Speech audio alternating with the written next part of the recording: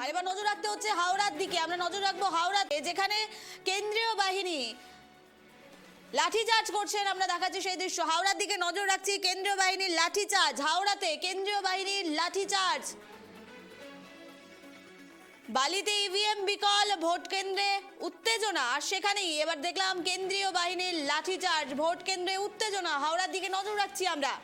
বালিতে ইভিএম বিকল, আর সেখানেই ভোট কেন্দ্রে বলা যেতে পারে উত্তেজনা।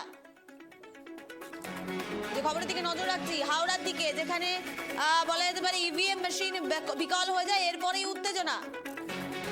এই বিষয়ে কি বলছেন শুনবো।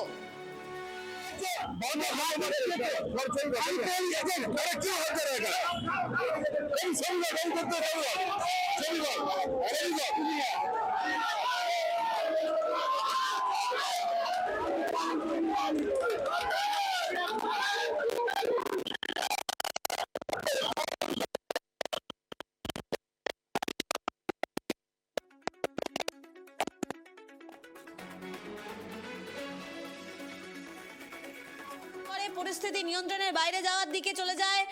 দেখাচ্ছি সেই দৃশ্য। হাওড়া থেকে চ্যাংদোলা করে নিয়ে যাওয়া হচ্ছে এক কর্মীকে, তৃণমূল কর্মীকে নিয়ে যাওয়া হচ্ছে বলে অভিযোগ উঠে আসছে।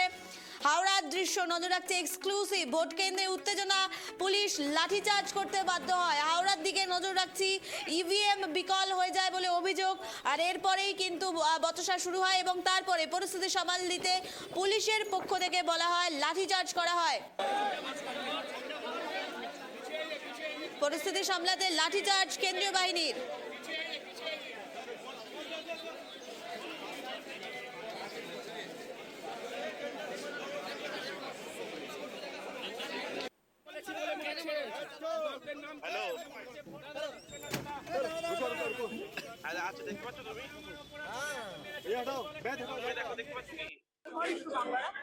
कौन थी दादा सुबह 7 बजे से खड़े हुए हैं। पहले तो कुछ झमेला झट्टी हुआ, बोला मशीन खराब हो गया। उसके बाद नया मशीन आया, वो भी खराब हो गया। ऐसा करके 3 बार हमें रुक दिया।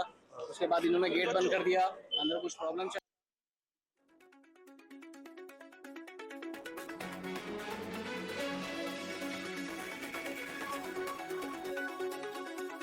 আমরা তুলে ধরছি আপনাদের সামনে, যেখানে চ্যাংদোলা করে নিয়ে যাওয়া হচ্ছে এক ভোট বলা যেতে পারে তৃণমূল কর্মীকে, এবং সেখানে কিন্তু দেখাচ্ছে সেই দৃশ্য। হাওড়ার দিকে নজর রাখছি আমরা, যেখানে ভোট কেন্দ্রে উত্তেজনা, ইভিএম মেশিন খারাপ হয়ে যায়। প্রথমে খারাপ হয়ে যায় ইভিএম মেশিন, তারপরেই বদল করে আরেকটি মেশিন নিয়ে আসা হয় এবং পরবর্তীতে সেটিও নাকি খারাপ হয়ে যায় বলে অভিযোগ উঠে আসছে। হাওড়ার দিকে নজর রাখছি, যেখানে হাওড়ায় বিকল হয়ে গেল মেশিন, ইভিএম মেশিন, আর এরপরেই উত্তপ্ত হয় পরিস্থিতি এবং পরিস্থিতি সামাল দিতে পুলিশের পক্ষ থেকে লাঠিচার্জ করা হয়, চ্যাংদোলা করে নিয়ে যাওয়া হয় বলে আমরা দেখাচ্ছি সেই দৃশ্য।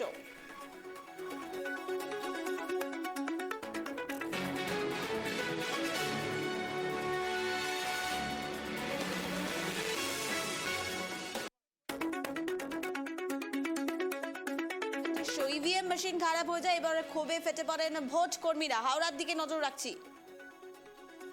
এর আমরা কথা বলবো, সরাসরি রয়েছে প্রতিনিধি চন্দন। জানতে চাইবো হাওড়ায় এই মুহূর্তে কি পরিস্থিতি, ইভিএম মেশিন খারাপ হয়ে যাওয়ার যে অভিযোগ উঠে আসছে, এখনো কি ইভিএম সারানো গেল এবং পুলিশের লাঠিচার্জও কিন্তু দেখা গেল, এই মুহূর্তে ঠিক কি পরিস্থিতি?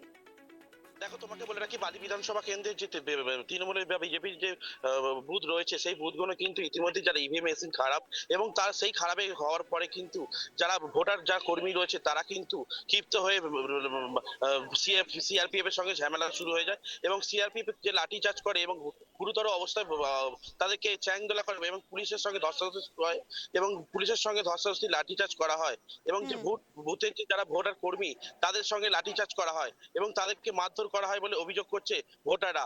ইতিমধ্যেই তোমাকে বলে রাখি, বালি বিধানসভা কেন্দ্রের যে সকল বুথগুলো আছে সেই বুথগুলো কিন্তু ইতিমধ্যেই ইভিএম মেশিন খারাপ এবং সেই খারাপের জেরেই কিন্তু যারা ভোট দিতে এসছে তারা কিন্তু ক্ষিপ্ত হয়ে যায়।